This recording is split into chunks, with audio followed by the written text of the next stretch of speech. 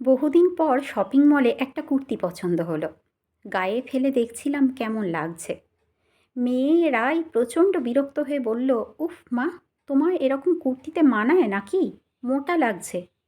তুমি বরং আমার এই পছন্দ করা শর্ট ড্রেসটা দেখো তো, কেমন মানাবে আমায়। অন্যমনস্কভাবে আমি বললাম, ভালো। মেয়ে রেগে গিয়ে বলল, তুমি তো দেখছোই না। কুর্তিটা বেশ পছন্দ হয়েছিল আমার। কি মিষ্টি রং, ঢিলে ঢালা বেশ। এতটাই কি খারাপ লাগতো আমায় পরলে? কলেজ লাইফে সবাই বলতো, তুই যা পড়িস তাতেই তোকে মানিয়ে যায়। আর এখন কতটা তফাৎ। চুপচাপ মেয়ের পছন্দ করা জামাটা নিয়ে বেরোলাম। কিন্তু জামাটা সত্যি বলতে আমার পছন্দ হয়নি। কিন্তু এটা বললে পাছে মেয়ের খারাপ লাগে, তাই আর বলিনি। কিছু বললে হয়তো বলে বসতো। ওদের এসব আধুনিক জামা কাপড় পরার ধরন সম্পর্কে আমার কোনো আইডিয়া নেই। একটা সময়ে আমিও মেয়ের মতো ছিপছিপে রোগা পাতলা চেহারার ছিলাম। সব ধরনের পোশাক পরতাম তখন। তারপর এক সময় মেয়ে হলো।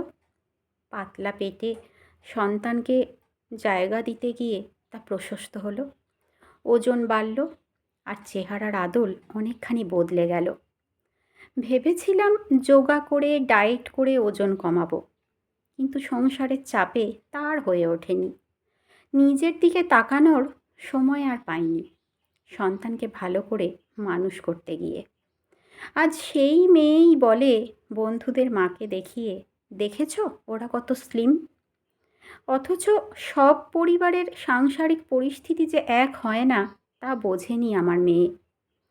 মেয়ের সাথে একটু আস্তে হাঁটলে মেয়ে বলে, ও মা, একটু জোরেও তো হাঁটতে পারো। ওকে কি করে বোঝাই, সিজারের পর কোমরের একটা যন্ত্রণা শুরু হয়েছিল, তা আজও ভুগিয়ে চলেছে আমায়।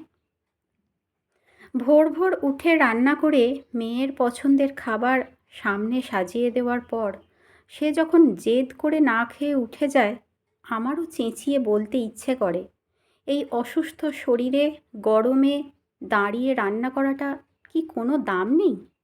কিন্তু বলতে পারি না। মেয়েকে অনুরোধ করি, খেয়ে জামা, না হলে যদি মেয়ে আমার খালি পেটে থেকে অসুস্থ হয়ে পড়ে। আসলে মা হওয়ার পর জীবনের অনেক কিছু বদলে যায়। বিসর্জন দিতে হয় অনেক শখ, স্বপ্ন, যা ছেলে মেয়েরা একটু ভেবে দেখলেই বুঝতে পারবে। কিন্তু তাদের এত সময় নেই। মায়েদের অনেক ত্যাগের বিনিময়ে আমরা ভালো আছি, এটুকু মনে রাখা আমাদের কর্তব্য।